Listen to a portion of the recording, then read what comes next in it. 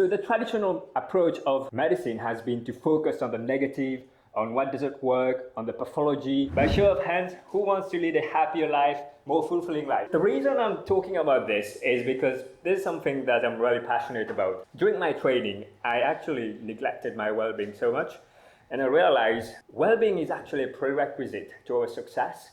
It's usually something we know that we need to be doing, focus on our well-being, but because we're so busy, have so much pressure, then this is something we don't prioritize. Well-being is something that is non-negotiable for me. And that's why I like to talk about well-being. It's often when we struggle, when we're ill, that we realize that how well-being is so important.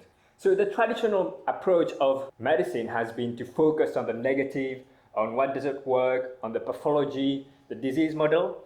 And this has worked very well to treat diseases for people who have infirmity. This has helped us to help people treat and cure diseases. But this only goes so far, because according to World Health Organization, health is not just an absence of disease or infirmity. It's also a state of complete mental, physical, and social well-being. So the model we've got, that's been the traditional model, has been very good at getting somebody from -1 to 0, to their normal state. But there's a large population of people who actually languish. They don't have any diseases, but they're not happy, they're not fulfilled. This is where positive psychology fits in.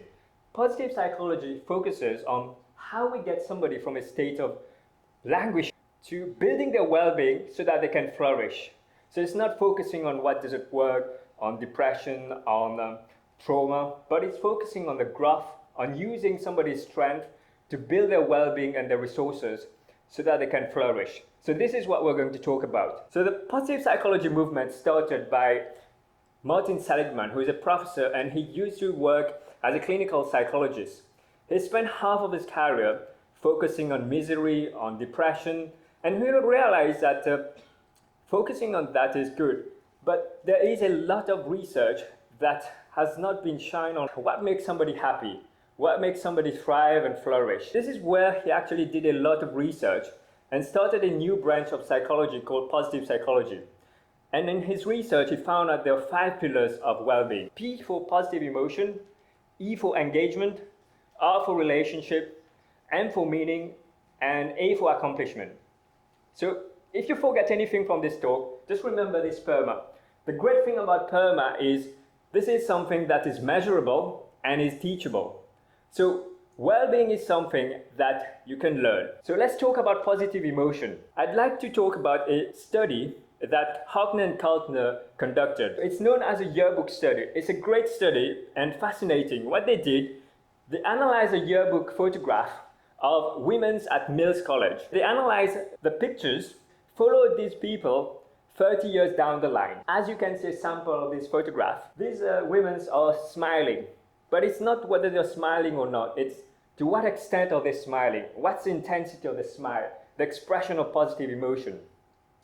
If you can have a closer look, you'll see that some of the women are using their eye muscle to smile. And this is what we call a Duchenne smile, a genuine smile rather than a false smile when you're going to take a photograph.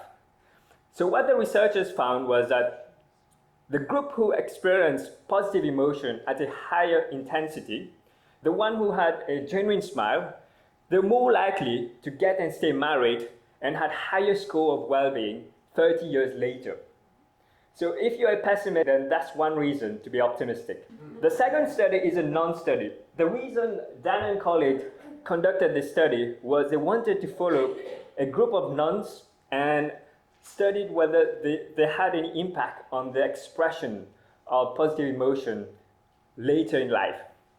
So nuns are very good population to study because they stay in the same convent and they're very easy to follow up. So when these nuns actually joined the convent, they had to write an autobiography, a reflective piece. Here's an example of a sister who wrote something.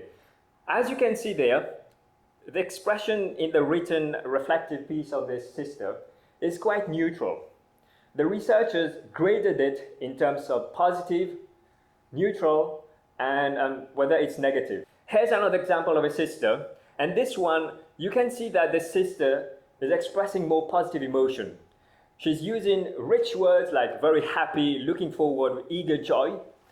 And what the researchers found was that the nuns who were expressing positive emotion were more likely to live longer by not few years, but on average a decade longer. So this is correlation but not causation. But it tells us that people who are happier, who express more positive emotion, they're more likely to live longer. Here are 10 positive emotions. We all experience them.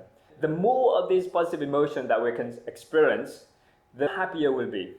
Now, I don't want you to think that negative emotion, sadness, grief is something that's bad.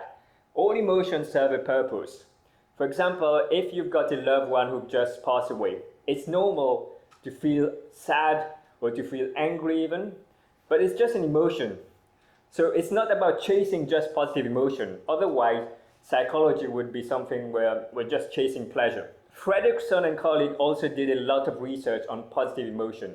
Back then, when she started her study, people were thinking that emotion is just one of those things that's fleeting, and there was not a lot of research on emotion. What she found was that when we experience positive emotion, it broadens our lens of the world. So it actually broadens the momentary thought action repertoires. So we're more creative, we're more likely to be social. Who here has been in a situation where they feel threatened? When you feel threatened, you narrow down your perspective. You're less likely to go and talk to somebody. You're less likely to be creative. You're just focusing, and it can trigger your fight and flight reaction.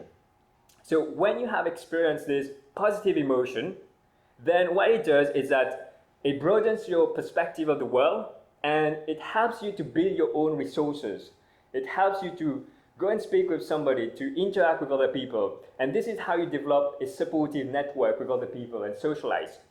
And when you do that, it's not only good for you, but it also is contagious. It has a ripple effect on the people around you. So you transform the people and produce an upward spiral. Who here has been in contact with somebody who's got a really bad energy, a bit toxic to be around? How does that make you feel? A lot of you I can see. You already get a knot in your stomach. So it impacts on the whole atmosphere. But now, if you're in the presence of somebody who just uplifts your energy, how does that feel? So this is why it's so important to think about positive emotion, because it's really helpful, not just for yourself, but for your team members, for your family. What do you see when you look at this picture? Half full. Say out loud, what do you see? Half full. Who says half full? Right, some optimists.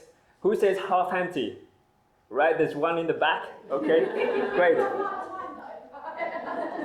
The thing is, we focus so much on the content of the glass. If we broaden our perspective, we can realize that there might be a jug nearby, and we can fill the glass. It doesn't matter whether the glass is half full or half empty. What matters is that we can fill the glass. So I want you to think and change this frame of mind. If you're a bit pessimistic, then think about what you can do to become optimistic. I used to be a really bad pessimist, and I would not think like I would be talking about this today, but things change.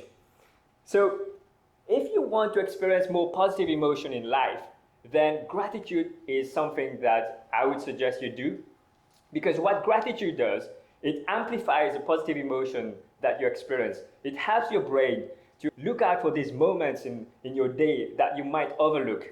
And what it does, it not only helps you to experience positive emotion and intensify it, but it also helps you to have more frequent moments when you experience positive emotions. If you want to learn more about gratitude, you can scan this QR code, and there is a very good practice that's called 3 good things. What you do, you actually reflect on 3 good events that's happened to you during the day, and write it down and reflect on what is it that made this event something good to you. And what researchers have found is that 6 months later, the level of well-being of somebody who's done this practice is higher. So there is still an effect 6 months down the line. So the next pillar is engagement. Somebody asked about engaging people. Can you see this surfer? How engaged do you think this surfer is? Pretty engaged, yeah?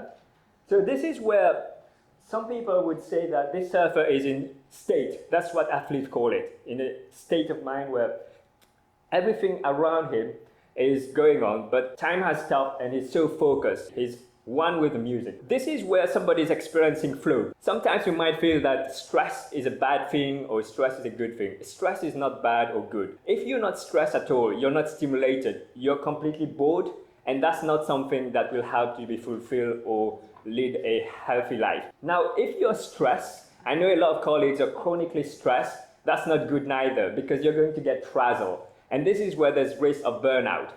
So ideally, you want to find a balance where you're operating at a high level and you're in a state of flow.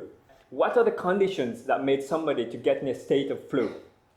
To be in a state of flow, it's so important to be able to use your strength. Everyone in the room here has got a signature strength. You all have got a gift, a natural gift. Maybe some of you know about your gift, some of you don't. But the natural gift that you've got is something that you can use to be in state of flow. So strength is something that's essential to you. You feel as a person you have to do it, and it feels natural and effortless. Another characteristic is that when you're using your strength, it uplifts you. It makes you feel that you're happy and you're ready to take on more. Think of what are your signature strengths. Take a moment and think about it. If you're not sure where to start, then you can have a look at this survey. This is a free survey that you can do that will help you to identify what's your strength. So some people here are managers or leaders, and maybe your strength is talking to people, inspiring others. Now, if you're in a role where you're doing something else, where you're not talking with other people, then you're not feeling that you're in the flow state, because it's not a role that's good for you to use your strength. That's why it's so important when you have a team to make sure that the people in your team are at the right role and they're playing to their strength. The next pillar is relationship. There's a fascinating study that's been run. What they did is that they studied a group of young men who were students around 70 years ago. These gentlemen were followed up year after year, their health, their family, any problem they had. And what they found after this longitudinal study that is still running, it all comes down to relationship. Relationship is the biggest predictor of your well-being. People who are more socially connected to family, friends, to community are happier. They're physically healthier, they live longer, and people who are well connected has a quality relationship, they live longer. So relationship is important, but the quality of the relationship is important as well. If you're living with somebody where you don't get along and the relationship is not great, it can have a negative effect. So good life is built with good relationships. Are you enjoying this video so far? If you want more insight every week, then you might be interested in Fulfill Friday. This is a weekly newsletter in which I share exclusive insights on things I'm thinking and what I'm working. This is what some subscribers of Fulfill Friday have said. Join over 700 subscribers so you don't miss out on exclusive insights every Friday. Click the link down in the description below. It's completely free. The next pillar is meaning and purpose. I'd like to share with you the story of 3 builders at a work site. So we've got Mr. Job, Mr. Carrier, and Mr. Calling. They're all doing the same work on the work field. If you ask Mr. Job what is he doing, he will tell you, I'm laying bricks. And if you ask Mr. Carrier what he's doing, he'll tell you, oh, today I need to build this wall. And if you ask Mr. Calling what is he doing, he'll tell you, I'm building a community center to help the population in the local area. You can see that they're all doing the same exact work, but Mr. Calling has ascribed meaning to what he's doing. Who do you think is having more fulfillment out of that job? So when you ascribe a sense of meaning and you believe that what you're doing is something that's worthwhile, that's significant, and you belong to where you're showing up to, then it is something that's powerful. It gives you fulfillment, you're more satisfied from the work that you're doing. And you understand the role that you're playing, the impact that you're making. So leading a purposeful life brings satisfaction to what we do.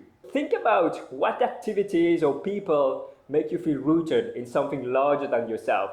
It doesn't have to be related to your work. It could be somebody, it could be a passion that you've got that you actually attribute meaning to. So think of what activities or people that you attribute a sense of meaning. So last is accomplishment. When we don't have any goal in life, we don't have a direction. when we set a goal and we progress towards that goal, it feels quite good. We're progressing, we're learning something. We have this nature of striving to be better. And this is a gift that keeps on giving with accomplishment, because when you're accomplishing something, you experience positive emotion at 3 different space in time. The first one is when you're looking forward to, maybe you want to learn guitar. You haven't learned guitar for a while, and this is something that you meant to do, but you put it on the back burner. So you're looking forward to do that, you're learning it. When you're learning something new, it's exciting. And then you've actually found that you can play, so you're playing guitar, you're now actually able to do that. So you're experiencing flow because you're engaged in it, and then you can talk about it, you can share your passion for guitar, so you can savor that accomplishment. If you haven't got a bucket list, I would suggest write down a bucket list. Write down a bucket list of things that you want to accomplish in life. If you want to do it with your partner or with your team members, it's more fun if you do it with other people and have shared experience.